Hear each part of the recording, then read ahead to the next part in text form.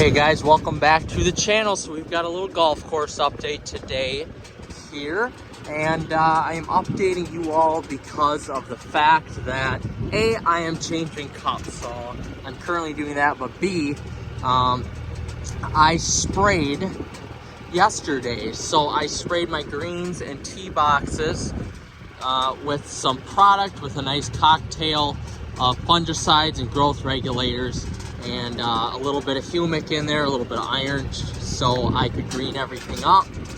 And now we're just taking our daily drive around the golf course here while we're changing cups in order to take a look at everything. But everything is so green. It's May, you won't see this for a little while, but it's May 31st today. And everything, of course, this is a more green part of the course anyway, but everything is so green here. The fertilizer that I put down on the fairways a little over a week and a half ago has essentially, well, about a week ago, has essentially taken hold. You can see kind of the middle part where I didn't get as much applied as I wanted to, but it really looks beautiful right now. And I am going to mow fairways today. They're getting just a little too shaggy, and I'm actually going to be gone for 3 days, which is the most I will be gone in a golf season since I purchased the golf course. So it'll be quite interesting here to see how the golf course does when I'm gone. I have been running irrigation at night, so I want to touch on that too. It's May 31st. I just started irrigation back up to a nightly occurrence here about 2 days ago, which is just physically and incredibly insane that I haven't had to water at all really through May. So A, I'm saving money, and B, it just goes to show how much rain we've got, which is excellent. But that 2 inches of rain that we got about 2 weeks ago ran out. So now we've been just getting some little pop-up showers here and there, but that just isn't quite enough to justify not running the irrigation. But going back to fairways here, I put down that 1806 with the Merit in it. I believe it was 1806. I may be wrong, but you could just see how lush and how thick these fairways are growing. I just mowed these 2 days ago, and now it needs it again. But irrigation now, fairways I am only running for 5 minutes a night, as these are pretty wet still, and a lot of my patrons like a little bit of a firmer fairway.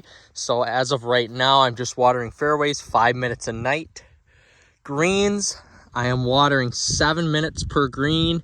That seems to keep it at a nice moisture level for players. And tee boxes, I'm running anywhere from 10 to 15 minutes ahead, because they are just the way they were constructed. They tend to dry out a little bit more, and that seems to have been working here. We just got a little bit of rain this morning, maybe 1/10 of an inch, if that, and we're supposed to get some more rain here today, so that really should help green everything up. And as you can see, just that little bit of rain, when you get natural rain with natural nutrients in it, it's so much better than just well water, which is essentially what I pump out of my pond.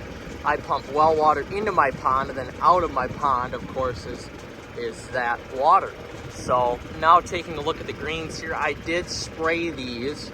I'll go over my cocktail mixture here on greens and tees. So greens, as you can see, the iPhone makes this look a lot different than what it really is. But greens here, we have, I have about 50,000 square feet, 50 to 55 of greens, and the sprayable fringes that I like to spray here. So for greens, I did a mixture of Paclo and T-Nex, which are progressive growth regulators. So for the greens and tee boxes, I did 10 ounces of each, or 0.2 ounces per 1,000 square feet. And after that, I threw in a little bit of humic at 4 ounces per 1,000, I believe. And I put down some chlorothalonil on the greens, 3 ounces per 1,000, and some tebuconazole, which is 3 ounces, or tebuconazole is 1 ounce per 1,000.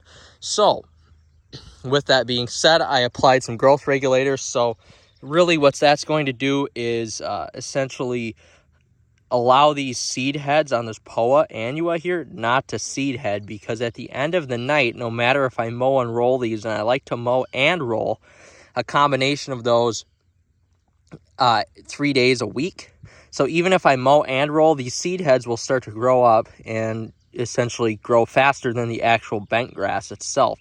So that causes an uneven playing surface, and essentially I don't like that. Nobody likes that. So I started using progressive growth regulators last year, and I found that they worked really good. And I kept doing it now, and I'm going to roll through it again this year. Every 2 weeks, I'll put that low dosage down. That dosage seems to work really well. It takes a few days, 2 days really, for it to apply and start working.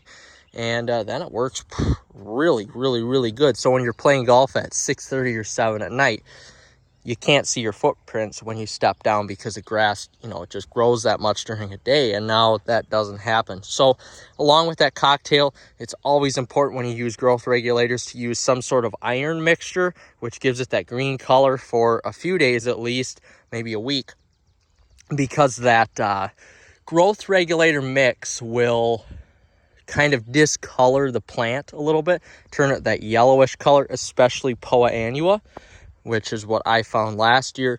I was going to put liquid fertilizer down, however, I did not have it. So in my next spray here in a couple weeks, I will put down some liquid fertilizer here on the greens as well to promote some good growth. But this is really growing fast. It's quite insane how fast this grass is actually growing here. So just taking a look at it here at a close level, see the roots or the leaf itself is very healthy. Not a lot of discolorization here. Really, I'm fairly lucky because I don't get a lot of diseases on my greens because I do keep up with the spraying of it. So I put down tebuconazole and chlorothalonil for a fungicide. Chlorothalonil, fast acting, really clears up any fungicide that you have right away. Tebuconazole, from at least what I've experienced, lasts a little bit longer, which is good. And it's always good to essentially mix up your product every spray or every other spray, just so the plant doesn't get used to that one product. It's like us with essentially antibiotics. So we want to make sure that nothing is the same and we're splitting up the product applied so we don't run into any diseases. But dollar spot, that's one thing my greens are prone to, are dollar spot. But as long as I keep up on the spraying, I don't have any issues with dollar spot. I really haven't had any issues with brown patch or pythium, any sort of diseases like that, which I'm very thankful for. It's just really been dollar spot on the tee boxes and on the greens. So hopefully if I keep up my spraying this year, I really shouldn't have a problem with that. And by the looks of it so far, we're about 3 weeks ahead of where we were last year at this time. It looks like the problem spots are pretty free of problems, which is great. You can see I do have a little bit of a problem area right there. Somebody took a divot out of the green. Not great. But yeah, so that's exactly what I sprayed my tees with as well. With one exception, I upped the dosage of Pack Low from 0.2 ounces per 1,000 to 0.4 ounces per 1,000, just because the grass is a little bit longer and I don't have bent grass tees. I have Kentucky bluegrass tee boxes, unlike this fringe where most of it is bent grass. So that requires a little bit more of a dosage in order for it not to grow as fast. And that's essentially what I did there. But I did spray humic on that, so it should look good for the weekend here, is what you always want. And you could see the person mowing greens turned a little too fast. And yeah, so that's about it. Just the plan is to get through the week here, get through the weekend, and make our way to state golf, where my team qualified for the Division III WIAA state championships, which is pretty cool. So we're going to leave this golf course the best we can for the new guy who's supposed to take care of it.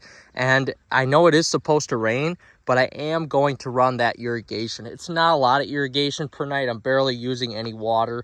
So I figured, you know what, we'll run it through Wednesday when I get back, and we shouldn't have any issues. But there are some glaring issues that I need to fix with irrigation next week, with just some head removals or pilot valve removals here, pilot valve and solenoids, and and some line fixes, but for right now, they're not posing a huge issue, so I don't need to do that right now, which is great. So I could put that off another week or two, and then once I get my full help here for the summer, then I could start tackling some of those issues, which is great.